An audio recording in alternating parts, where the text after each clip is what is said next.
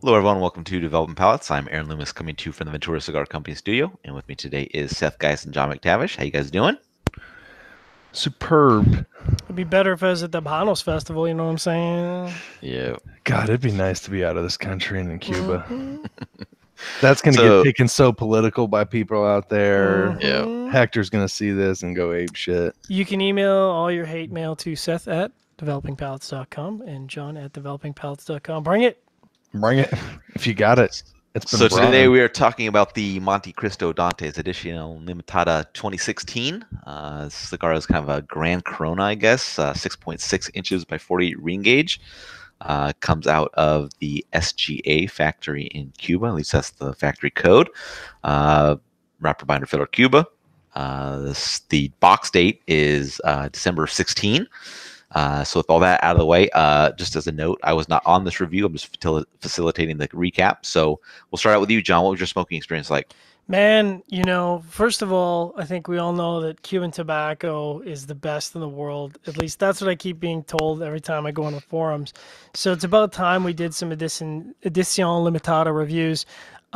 So for me, and I want to comment on this. We don't do a lot of pre-light stuff anymore, but this cigar had considerably darker tobacco than what you would typically see. But I would say probably 2 shades darker, maybe Oh, even yeah. 3 shades darker. And that's kind of interesting because it wasn't really marketed that way. So it was kind of one of the things that stood out for me, especially for Montecristo. For me, it started out with a really nice sweet cream and then finished with a little bit of leather. Creaminess kind of intensifies through the retrohale with nuttiness, which is for me a very classic Montecristo flavor profile. Got a little bit of dry cedar part way through, and then the leather kind of let up a little bit and became a bit more muted and subtle, nuanced. Great sweetness on the retrohale, mild chocolate. So kind of a little bit of everything, and I found that the chocolate harmonized really nice with the sweetness. So the chocolate wasn't overpowering, the sweetness wasn't overpowering. In the second third, that harmonization got better with the sweetness, the cedar, and the chocolate, all kind of, again, to me, very classic Montecristo flavors. And I actually got a little bit of oomph, a little bit of kick from this cigar and halfway through, which is unusual for me, especially for Cuban cigars, which I can pretty much smoke like snack crackers. So, I mean, I kind of, felt a little punch, which is impressive. And then, interestingly enough, I got a really defined honey sweetness at the end of the second third, which is unusual, especially for Montecristo for me. And then last third, not as dynamic as the rest, a little bit of toasted earth. There's some wood and a little bit of bitterness post draw, but not as exciting as the other 2/3. Burn in construction, I rated is very good. Had a bit of a wavy burn. Now, a part of that is going to be I'm smoking this on the wrong time of the year. Habanos especially does not smoke well in cold weather environment. It's kind of a classic thing. So I'm kind of smoking in the wrong time of the year and the wrong humidity levels, but still required a relight. And it occurs to me that I actually rated this wrong. I've got it as very good, and it should be good. So we'll have to correct that. That's my bad. Because I had 2 relights, one in the first third and one in the middle third, or one in the middle third, one in the last third. At any rate, moving on. Draw was also good. 2 notches into the resistance spectrum, so a lot of resistance. Seth, what was your Dante's experience like? Yeah, I mean, the first third, I think with a lot of Habanos, I always get this salted wood kind of flavor Mm, profile. That you just kind of pick up, I think, with Cuban tobacco.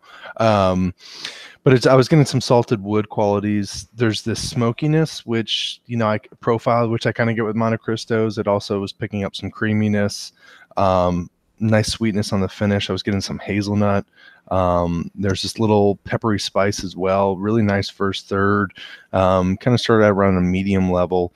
Getting into the second third, still was showing that smokiness, a little bit of salted wood. I was getting this faint mushroom quality, while also showing some spices. There's some leather, there's some earth, and kind of a rise of this stone fruit flavor profile that was pairing with this cafe mocha kind of dealio. Then getting into the final third. Second third was kind of medium full in terms of strength and body. Final third slight sweetness, some mushrooms, that smokiness. There was some pepper, earthy mocha, hazelnut, just kind of a woody toasted finish. Really medium full in terms of strength of body. Throughout, I mean, the construction was no bueno. Wasn't top notch, but it was one of these items that I think there's sometimes where you can have poor construction, but it's one of these things, it just isn't burning well, but you can touch it up and it can smoke all right. And then there's other times where it doesn't matter what the hell you're doing, you're trying to touch it up, just things don't go well. This was one of those cases where it just wasn't smoking that great, but you could touch it up and it would, correct itself for a little while and then go a little out of whack. But yeah, John, the next segment. Overall thoughts, John. Overall thoughts. So, I mean, overall, it's disappointing when you have an edition limitada that has construction or draw issues, and this had both. So that's a little disappointing, but on the upside, the price is reasonable. So, and, I love when one of the things I think Cuba does well is, and pay attention everyone who's listening, 10 count edition limitadas are great because I don't want to necessarily drop a $230 nut on edition limitadas, especially if I'm buying them blind. As a 10 count, I actually picked up a few boxes because to me, if I go through the first box and, maybe they're not good, then I can offload the rest of my boxes. If it's a 25 count box, well, that's a big risk up front. So I like the fact that, it's a 10 count. And like you said, the darker wrapper was kind of interesting. Seth? Yeah. Overall, I mean, it's really enjoyable flavor profile, really nice. There was nice transitioning throughout. I enjoyed the cigar. Yeah, I had some construction issues, but it's in terms of the burn, but I didn't have the draw issues that I had, but I really like the flavor profile. As you said, I mean, it's not really the best time of year to smoke these. I think it's a great size. As you said, John, Cuba's got limited editions figured out, especially when they do the 10 count boxes. Yeah. This is a 2016. It's still smoking really nice. And I mean, you could still rest these things for more years and it's just going to get better in my opinion. So I was overall impressed with it. Yeah. And I mean, the other thing I think that's interesting is that, when they call a cigar a particular size, they stick to it. They don't try and tweak it. They don't, there's none of this sort of fudging the ring gauge or fudging the length. A size is a size. And if it's not that size, then the name is changed to meet that size. And I do appreciate that. Yeah, they're Grand Corona. I mean, any other Grand Coronas you're going to see that have that name, it's going to be the exact same size. Yeah. All right, so let's get into the scores. So Seth, you're at the top with a 6.87, and John, with your updated burn rating, you're at 6.32. So Seth, 6.87. Yeah, I mean, listen, I think it is where it is. I am not one of those Habano smokers that loves limited editions. I'm kind of those classic kind of go give me the regular production stuff. I think that's what I really like. I do find most of the time that the limitadas usually have this darker wrapper on it, so it adds a little more richness to the profile, which really works well with Montecristos. I don't think I've had a Montecristo limitada that has ever disappointed me. I think it's probably one of the most consistent limitada brands that Habanos has done.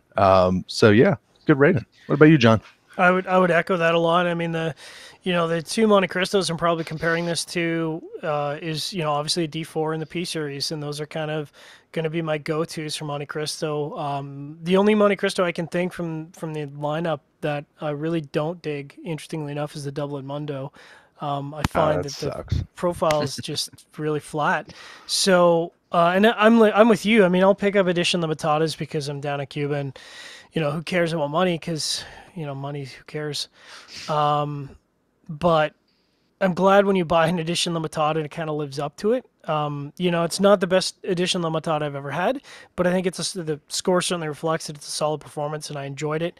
I think they're aging well after a few years, and I think they've still got some potential. I think this cigar could continue to evolve another year under the belt.